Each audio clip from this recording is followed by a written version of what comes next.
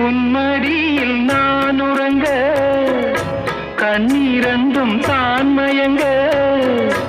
என்ன தவம் செய்தேனோ என்னவென்று சொல்வேனோ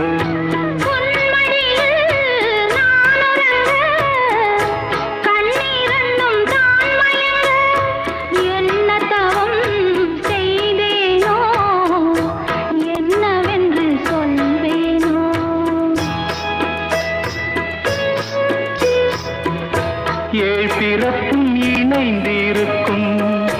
சொந்தம் இந்த சொந்தமம்மா வாழ்விருக்கும் நாள் வரைக்கும் தஞ்சமுந்தன் நெஞ்சமம்மா